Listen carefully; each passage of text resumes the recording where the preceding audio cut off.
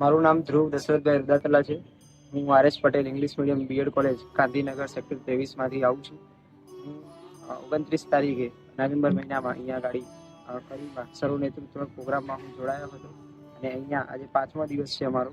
આ 5 દિવસ દરમિયાન અલગ અલગ મેન્ટર્સ દ્વારા અલગ અલગ લાઈફ કોચ, મોટિવેશનલ સ્પીકર્સ અને ડિફરન્ટ એક્ટિવિટી થ્રુ અમને ઘણું બધું અહીંયા શીખવવામાં આવ્યું છે કે તમે એક સારા લીડર, એક નેતૃત્વ તમે કેવી રીતે સમાજમાં, તમારા પરિવારમાં, તમારી જાતનું અને આ કન્ટ્રી માટે તમે કઈ રીતે યોગદાન કરી શકો એઝ અ ગુડ લીડર.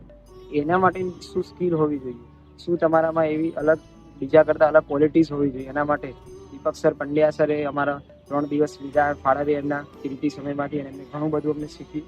જે અમને આખું અમારું જે થિંકિંગ અમારું હતું જે કે બીજાના માટે, પોતાના માટે, સમાજ માટે, કન્ટ્રી માટે, એને આખું એમને અલગ અમારું કર્યું છે. પોઝિટિવ વેમાં કઈ રીતે કોઈ પણ પ્રશ્નને જુઓ, એમાં પ્રશ્નના ઉપર બીજા પ્રશ્નો ઊભા કરવા, એના પ્રશ્ન પૂછવા એના ઉપર, એના કરતાં એનું સોલ્યુશન આપણે કઈ રીતે વિચારવું અને ક્રિએટિવ વેથી આપણે ક્રિટિકલ થિંકિંગ કરી એનું એનાલિસિસ કરી એના સોલ્યુશન સુધી કઈ રીતે જઈ શકીએ. અને એમને મેઇન તો એ શીખવાડ્યું કે તમે પર્સનલ ગ્રોથ સાથે તમે કમ્યુનિટીનો ગ્રોથ કઈ રીતે વિચારી શકો. કે આજે જ્યારે માણસ પોતે જરૂરિયાતમંદ હોય ત્યારે એની ઈચ્છા મદદ કરવાની હોય, તો ત્યારે એ માણસે શું કરવું? તો એ જરૂરિયાતમંદ માણસ પોતાની મદદ કરીને કઈ રીતે થોડોક સમય ફાળવીને કોઈ પણ જાતની મદદ એ સમાજને, કમ્યુનિટીને, કે પર્સનલ ગ્રોથથી એક કમ્યુનિટીનો ગોલ, એક કન્ટ્રીનો ગોલ, એક આપણી સમાજનો ગોલ, કે જેનું આપણા ઉપર ઘણું બધું ઋણ છે, આપણા માતા પિતાનો, આપણા સમાજનું, જેને આપણે આ સ્કૂટી ઉપર લાવ્યા છીએ. એટલે એને કેવી રીતે આગળ વધારી પોતાના ગ્રોથ સાથે, માત્ર પોતાના વ્યક્તિગત વિકાસ નથી કરવાનો, આપણા સાથે સમાજનો વિકાસ કઈ રીતે કરવો. એના માટે સુરત સરે એમને ઘણું બધું માર્ગદર્શન આપ્યું. ધર્મેન્દ્ર સર પટેલ હતા, એમને ઘણું બધું માર્ગદર્શન આપ્યું. જિગ્નેશ સર ગોસ્વામી હતા.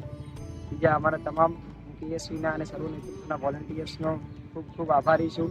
અને સૌ પ્રથમ તો આપણી આ સંસ્થા સર્વ વિદ્યાલય કેળવણી મંડળ અને અમારી જે યુનિવર્સિટી છે કેએસયુ યુનિવર્સિટી, એનો ખૂબ ખૂબ આભાર વંદન કરું છું કે અમને આવો એક મોકો આપ્યો, એક ઓપોર્ચ્યુનિટી આપી કે અમે અમારી પોતાની અંદરની શક્તિ જાણી શક્યા. અને અમારી કોલેજનો હું આભારી છું, આરએસ પટેલનો, અમારા એસએન કોર્ડિનેટર મેમે, જેમને મને માર્ગદર્શન આપીને મને મોટિવેટ કરીને અહીંયા મોકલ્યો. અને આ સંસ્થાનો અને હંમેશા હું આનો આભારી રહીશ. અને આનું ઋણ ચૂકવવા માટે હું એમને બોલીને તો અત્યારે હું વ્યક્ત નહીં કરી શકું, શબ્દ તો બહુ ખૂબ ઓછા પડશે, હું ન્યાય નહીં આપી શકું એના માટે.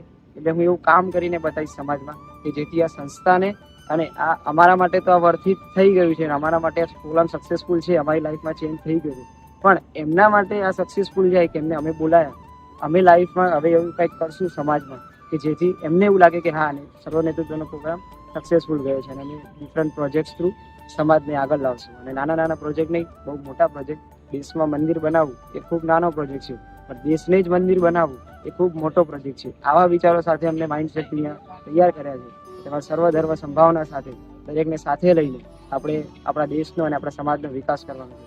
ખૂબ ખૂબ અભિનંદન સર્વ કેળવણી મંડળનો અને પીએસયુ યુનિવર્સિટીનો કરવા માંગુ છું. થેન્ક યુ મને અહીંયા બોલાવવા માટે અને આ ઓપોર્ચ્યુનિટી મને આપવા માટે.